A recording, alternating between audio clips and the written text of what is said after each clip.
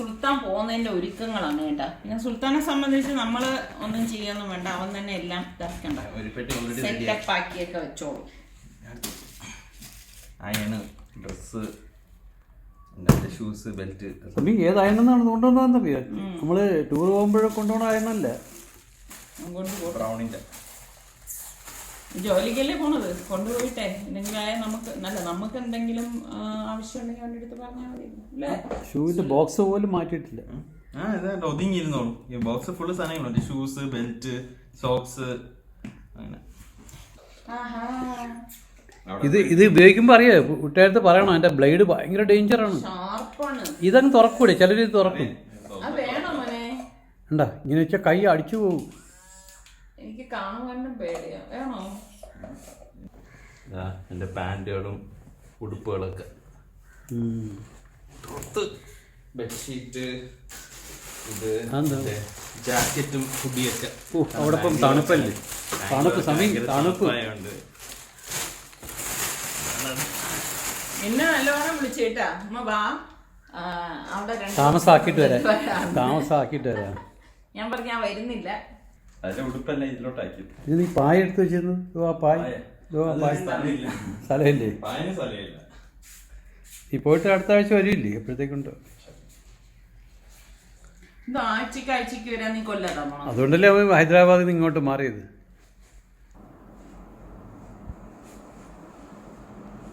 ഇത്രയും സ്ഥലമേ ഉള്ളൂ, അവൻ എന്ത് ഇനി കേട്ടങ്ങ സാധനങ്ങൾ നോക്കി. നിന്റെ അലമാര കാര്യ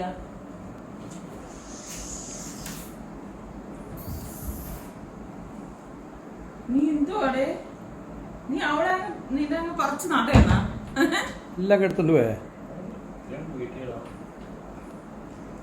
ഇവിടെ വെച്ചിട്ട് ഉള്ള ഗുണമെന്ന് വെച്ച് കഴിഞ്ഞാല് നീ വരുമ്പോ ഒന്നും കൊണ്ടുവരണ്ട. സൈസ് മാറിയില്ലെങ്കിൽ. അപ്പൊ ഇന്ന് എന്തായാലും സുൽത്താൻ ഇഷ്ടമുള്ള ബ്രേക്ക്ഫാസ്റ്റ് ആണ് ഞാൻ ഉണ്ടാക്കി കൊടുക്കുന്നത്. അത് ഒരു ഡിഫറെന്റ് ടൈപ്പില് ഉണ്ടാക്കി കൊടുക്കണം പ്ലാൻ ചെയ്തെന്ന് തോന്നുന്നു. യെസ്, ഞാനൊരു വെറൈറ്റി ഡിഷാണ് തയ്യാറാക്കാൻ പോകുന്നത്. സാധാരണ നമ്മൾ ഫില്ലിങ്ങിനായിട്ടൊക്കെ ബീഫോ മട്ടണോ ചിക്കനോ അല്ലെങ്കിൽ മുട്ടയോ പനീറോ ഇങ്ങനെ എന്തെങ്കിലുമൊക്കെ ആയിരിക്കും നമ്മൾ ഉപയോഗിക്കുന്നത്. അപ്പൊ അതിൽ നിന്നൊക്കെ വ്യത്യസ്തമായിട്ട് ഇന്ന് ഞാൻ ടേസ്റ്റി നിബിൾസിന്റെ ടൂണയാണ് ഉപയോഗിക്കുന്നത്. അപ്പൊ ഇതാകുമ്പോ നമുക്ക് ഉണ്ടാക്കി എടുക്കാനും എളുപ്പമാണ്, കഴിക്കാൻ നല്ല അടിപൊളി ടേസ്റ്റുമാണ്. അപ്പൊ നമുക്കിത് എങ്ങനെയാണ് റെഡിയാക്കുന്നതെന്ന് നോക്കാം. അപ്പൊ ഇത് ഉണ്ടാക്കാൻ വേണ്ടിയിട്ട് ഞാനിവിടെ 1.25 കപ്പ് വെള്ളത്തിലേക്ക് പാകത്തിനുള്ള ഉപ്പിട്ടിട്ട് നന്നായിട്ടൊന്ന് മിക്സ് ചെയ്ത് കൊടുക്കണം. അപ്പൊ ആ ഉപ്പ് വെള്ളത്തിൽ അലിയുന്നവരെ ഇളക്കി കൊടുക്കാം. ഇപ്പൊ ഞാനിവിടെ 2 കപ്പ് ഗോതമ്പ് മാവ് എടുത്തിട്ടുണ്ട്, അത് ഞാൻ ഒരു ബൗളിലേക്ക് ഇട്ട് കൊടുക്കാണ്. എന്നിട്ട് നമുക്ക് ഈ വെള്ളം കുറേശ്ശെ ഇതിലേക്ക് ഒഴിച്ചിട്ട് ഒന്ന് കുഴച്ചു കൊടുക്കണം. നമ്മൾ ഈ ചപ്പാത്തിക്കൊക്കെ കുഴക്കത്തില്ലേ, അതിൽ നിന്നും കുറച്ചുകൂടി ലൂസായിട്ടാണ് ഈ മാവ് നമ്മൾ കുഴച്ചെടുക്കണത്. അപ്പൊ കുറേശ്ശെ വെള്ളം ഒഴിച്ച് വേണം കുഴച്ചെടുക്കാനുള്ളത്. അപ്പൊ വെള്ളത്തിന്റെ അളവ് ഓവറായിട്ട് കൂടാൻ വേണ്ട, കുറയാൻ വേണ്ട, ഒരു സ്റ്റിക്കി പരുവത്തിൽ വേണം മാവ് ഇത് കുഴച്ചെടുക്കാൻ. കണ്ടോ, അതാ ഈ ഒരു പരുവത്തില്, എങ്കിൽ മാത്രമേ കറക്റ്റ് ടെക്സ്ചർ നമുക്ക് ആകത്തുള്ളൂ. അപ്പൊ അതായത് കുഴച്ചെടുക്കുമ്പോ കയ്യിലൊക്കെ ഇതുപോലെ ഒന്ന് സ്റ്റിക്കാകും, അതുകൊണ്ട് വിഷമിക്കൊന്നും വേണ്ട. ഇതാണ് ഇതിന്റെ ഒരു പരുവം എന്ന് പറഞ്ഞാൽ. അപ്പൊ നമുക്ക് അടച്ചൊരു 15 മിനിറ്റ് മാറ്റി വെക്കാം. ഈ സമയം കൊണ്ട് നമുക്ക് ഇതിന്റെ ഫില്ലിംഗ് തയ്യാറാക്കാം. ഒരു പാനിലേക്ക് 3 ടേബിൾ സ്പൂൺ ഓയിൽ ഒഴിച്ചു കൊടുക്കണം. ഇതിലേക്ക് നമുക്ക് 2 സവാള ചെറുതായിട്ട് അരിഞ്ഞത് ഇതുപോലെ ഇട്ടിട്ട് ഒന്ന് വഴറ്റി കൊടുക്കാം. അതൊന്ന് വഴണ്ട് വരുന്ന ആ ഒരു സമയത്താണ് നമ്മൾ ഇതിലേക്ക് 1 ടേബിൾ സ്പൂൺ ഇഞ്ചി വെളുത്തുള്ളി പേസ്റ്റ് ചേർത്ത് കൊടുക്കുന്നത്.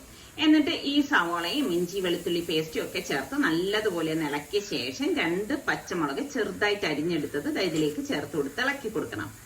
ഇതോടൊപ്പം തന്നെ നമുക്ക് പൊടികൾ ചേർത്ത് കൊടുക്കാം. 1 ടീസ്പൂൺ മഞ്ഞൾപ്പൊടി, 1 ടീസ്പൂൺ മുളക് പൊടി, 1 ടീസ്പൂൺ മല്ലിപ്പൊടി, 1 ടീസ്പൂൺ ഗരം മസാല പൊടി, പാകത്തിനുള്ള ഉപ്പ്, ഇത്രയും ചേർത്തിട്ട് നല്ലതുപോലെ ഒന്ന് ഇളക്കി മിക്സ് ചെയ്ത് കൊടുക്കാം. അപ്പൊ ഇത് പെട്ടെന്ന് നമുക്ക് തയ്യാറാക്കി എടുക്കാൻ പറ്റുന്ന നല്ലൊരു ഫില്ലിംഗ് ആണ്. ഈ മസാലയെല്ലാം നല്ലതുപോലെ യോജിച്ചു വരുന്ന ഈ ഒരു സമയത്താണ് നമ്മൾ ടേസ്റ്റി നിബിൾസിന്റെ 2 ക്യാൻ ടൂണ ഞാൻ ഇതിലേക്കിട്ട് മിക്സ് ചെയ്യുന്നത്. അപ്പൊ ഇത് റെഡി ടു കുക്കാണ്. അപ്പൊ അതുകൊണ്ട് തന്നെ ഇതിൽ മുള്ളൊന്നുമില്ല, നമുക്ക് പ്രത്യേകം ഇത് ക്ലീൻ ചെയ്യേണ്ട ആവശ്യമൊന്നുമില്ല. അപ്പൊ നമുക്ക് ഡയറക്റ്റ് ഇതിലേക്ക് ഇട്ടിട്ട് തന്നെ ഇത് കുക്ക് ചെയ്യാൻ സാധിക്കുന്നുണ്ട്. ഇപ്പൊ ബാച്ചിലേഴ്സിനും ബിഗിനേഴ്സിനും ഒക്കെ ഇതുണ്ടാക്കാൻ വളരെ എളുപ്പമാണ്. അപ്പൊ ഞാൻ ഇതൊന്ന് ഉടച്ചു കൊടുക്കാണ്. ഈ മസാലയും ഈ ട്യൂണയും കൂടി മിക്സ് ആവത്തക്ക രീതിയിൽ വേണം നമ്മളിത് ഫ്ലെയിം കുറച്ച് വെച്ചിട്ട് ഒന്ന് ഇളക്കിയെടുക്കാനുള്ളത്. ഇത് ഫില്ലിങ്ങിനായിട്ടുള്ളതല്ലേ. ഈ സമയത്ത് നമുക്കിത് ഇളക്കിയ ശേഷം ഒരു ടൊമാറ്റോ ചെറുതായിട്ട് അരിഞ്ഞത് ഇതിലേക്ക് ചേർത്ത് കൊടുക്കാം. അപ്പൊ അതൊന്ന് വഴറ്റിയ ശേഷം മാത്രമേ നമ്മൾ ടൊമാറ്റോ ചേർത്ത് കൊടുക്കത്തുള്ളൂ. ഇതോടൊപ്പം കുറച്ച് മല്ലിയിലയും കൂടി ഇട്ട് കൊടുക്കണം. എല്ലാം ചേർത്തിട്ട് നല്ലതുപോലെ ഒന്ന് ഇളക്കി കൊടുക്കണം.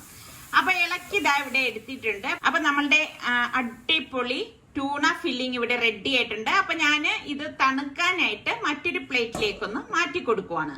അപ്പൊ നമ്മളിത് ഫില്ലിങ്ങിനായിട്ടൊക്കെ ഉപയോഗിക്കുമ്പോൾ ഒന്ന് തണുത്ത ശേഷം മാത്രമേ ഉപയോഗിക്കാവൂ കേട്ടോ.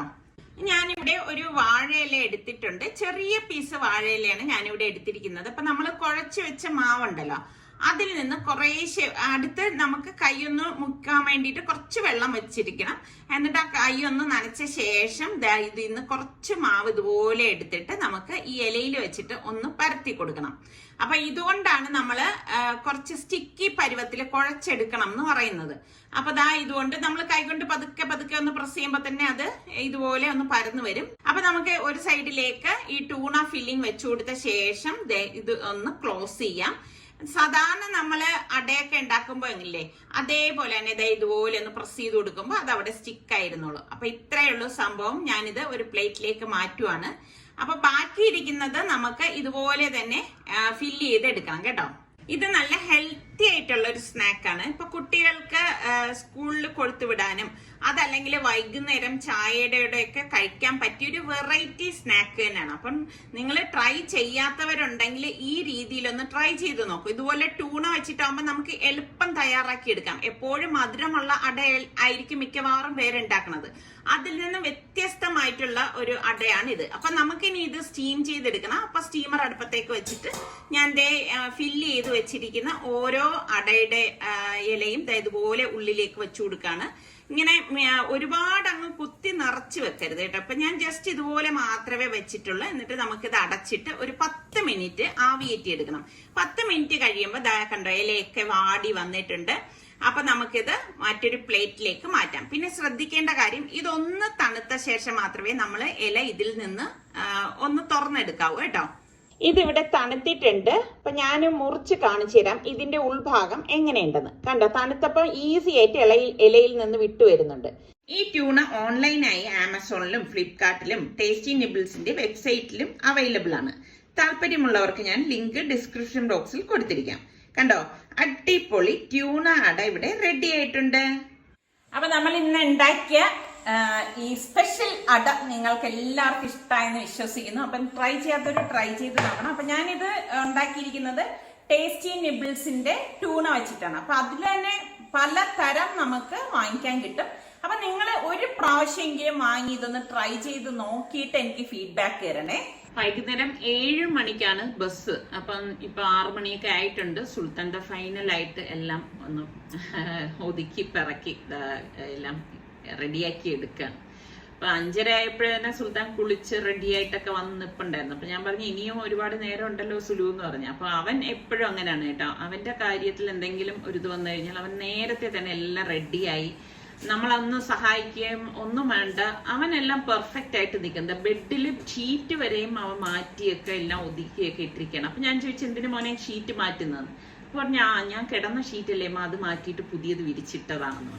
അപ്പം എല്ലാം അവന്റെ കാര്യങ്ങളെല്ലാം ചിട്ടായിട്ട് ചെയ്യുന്നോണ്ട് തന്നെ നമുക്ക് അവിടെ ഒരു ഒന്നും എടുത്തു കൊടുക്കാനോ വെക്കാനോ ഒന്നും ചെയ്യേണ്ട ആവശ്യമൊന്നും ഇല്ല കേട്ടാ.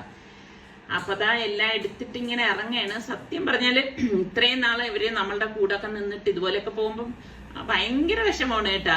സൽമാൻ പോയപ്പം ഇതുപോലെ തന്നെ വിഷമം ഉണ്ടായിരുന്നു. ഇപ്പൊ സുൽത്താനും കൂടി പോകുമ്പോഴേക്ക് ഞാൻ പറഞ്ഞു ഷോ എനിക്കെന്തോ താങ്ങാൻ പറ്റുന്നില്ല എന്ന് പറയുമ്പോ നിസാറിക്ക് പറയുന്നത് അത് വേറൊന്നും കൊണ്ടല്ല, നിനക്ക് ഓൺലൈനിലൊന്നും ബുക്ക് ചെയ്യാം, അവൻ ഇവിടെ ഇല്ല എന്നുള്ള വിഷമം എന്നൊക്കെയാണ് എന്നെ പറഞ്ഞ് കളിയാക്കണത്.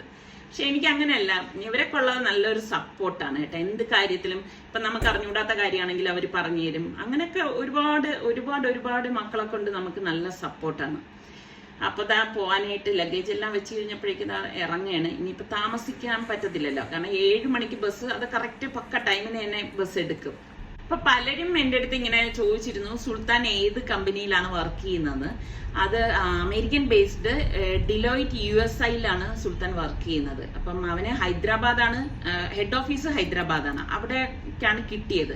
അപ്പൊ സുൽത്താൻ ഇപ്പൊ 1 വർഷം അങ്ങനെ വർക്ക് ചെയ്തിട്ട് ചോദിച്ച് വാങ്ങിച്ചതാണ് ഈ ബാംഗ്ലൂരിലേക്ക്. കാരണം അവന് പോയി വരാനുള്ള സൗകര്യത്തിന് വേണ്ടിയിട്ടൊക്കെയാണ് തോന്നുന്നത്. പിന്നെ അവന്റെ ഫ്രണ്ട്സ് ഒക്കെ പല കമ്പനികളിൽ വർക്ക് ചെയ്യുന്നവരും ബാംഗ്ലൂരിലൊക്കെയാണ് ഉള്ളത്. അപ്പൊ അതിന്റെയൊക്കെ ഇത് നോക്കിയിട്ടാണ് തോന്നുന്നത് അവൻ പറഞ്ഞു ബാംഗ്ലൂർ മതി റിക്വസ്റ്റ് കൊടുത്ത് അങ്ങനെയാണ് ബാംഗ്ലൂർ കിട്ടിയത്. ഇതിപ്പോ നമ്മളുടെ സംഗീത അക്കാഡമി ഇല്ലേ, അതിന്റെ ഫ്രണ്ടിലാണ് ഈ ബസ് വരുന്നത്, തക്കാട് കേട്ടോ. അപ്പം നമ്മൾ കുറച്ച് നേരത്തെ തന്നെ എത്തിയിട്ടുണ്ട്. ഇപ്പൊ നോക്കിക്കേ, നിസാർക്ക് ഇങ്ങനെ നോക്കി എനിക്ക് കാണിച്ചു തരാണ്. ഇവിടെ ഒരു പ്ലാവ് നിൽക്കണം, കുട്ടി പ്ലാവ് കേട്ടാ. അതിന്റെ മൂട്ടിൽ നോക്കിക്കേ 2 കൊച്ചു ചക്ക. എവിടെ ചെന്നാലും നിസാർക്കയുടെ കണ്ണ് എവിടെ ചക്ക കണ്ടാലും ആ ചക്കയിൽ ഉടക്കും. കറക്റ്റ് 6:55 ആയപ്പോഴേക്ക് ബസ് എത്തിയിട്ടുണ്ട് കേട്ടോ. 7 മണിക്ക് ബസ് ഇവിടെ നിന്ന് എടുക്കും. അപ്പൊ എല്ലാവരും ഇവിടെ ഇതുപോലെ ലഗേജൊക്കെ ആയിട്ട് റെഡിയായി നിൽക്കായിരുന്നു. അപ്പൊ സുൽത്താൻ ഇനിയിപ്പോ ലഗേജൊക്കെ കൊണ്ടുവെക്കാനായിട്ട് പോവാണ്. ഇങ്ങനെയുള്ള നിമിഷങ്ങളൊക്കെ എനിക്കാണെങ്കിൽ ഞാൻ ഭയങ്കര സെൻസിറ്റീവാണ് കേട്ടോ. എനിക്ക് ഭയങ്കര വിഷമമാണ്.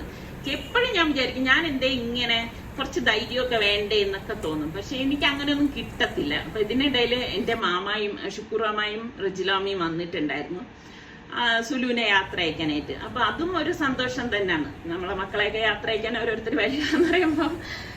അപ്പൊ സുൽത്താൻ നമ്മുടെ അടുത്തൊക്കെ യാത്ര പറയാണ്. ഇപ്പൊ ബാംഗ്ലൂർ ആണെങ്കിൽ കൂടി പോണെന്ന് കേൾക്കുമ്പോ ഭയങ്കര വിഷമമാണ്. മക്കള് ആണായാലും പെണ്ണായാലും ഒരു സ്റ്റേജ് കഴിയുമ്പം അവര് നമ്മളെ വിട്ടുപോകും. അപ്പോൾ അത് അവർക്ക് അവരുടെ ലൈഫ് നോക്കിയല്ലേ പറ്റത്തുള്ളൂ. അപ്പം അതിൽ നമ്മൾ സന്തോഷിക്കുക, അത്രേ ഉള്ളൂ. അപ്പം അവന് വേണ്ടി നിങ്ങൾ എല്ലാവരും പ്രാർത്ഥിക്കണം. അപ്പം ഇന്നത്തെ ഈ എപ്പിസോഡ് നിങ്ങൾക്ക് എല്ലാവർക്കും ഇഷ്ടമായെന്ന് വിശ്വസിക്കുന്നു. അപ്പം ട്യൂണ കൊണ്ട് എന്തൊക്കെ വെറൈറ്റി ഡിഷസ് തയ്യാറാക്കാൻ പറ്റും എന്നുള്ളത്, നിങ്ങൾ തയ്യാറാക്കും എന്നുള്ളത് കൂടി ഒന്ന് കമൻറ്റ് ചെയ്യണം കേട്ടോ. ബസ് മുന്നോട്ടേക്ക് നീങ്ങിയപ്പോഴേക്ക് ശരിക്കും പറഞ്ഞാൽ എൻ്റെ കൽബൊന്ന് പെടയാണ്. ഒരു ഒറ്റപ്പെടൽ ഫീൽ ചെയ്യുന്നത് പോലെ. ശരിക്കും ഇതൊന്നും അല്ല ഒറ്റപ്പെടൽ എന്ന് എനിക്ക് നന്നായിട്ട് അറിയാം. ഞാൻ എൻ്റെ മനസ്സിനെ ഒന്ന് കൺട്രോൾ ചെയ്ത് കൊണ്ടുവരാണ്. അപ്പോൾ ഇനി നമുക്ക് ഇതിന്റെ പുതിയ വിശേഷങ്ങളുമായി വീണ്ടും കാണാം. അതുവരയ്ക്കും എല്ലാവർക്കും ബൈ.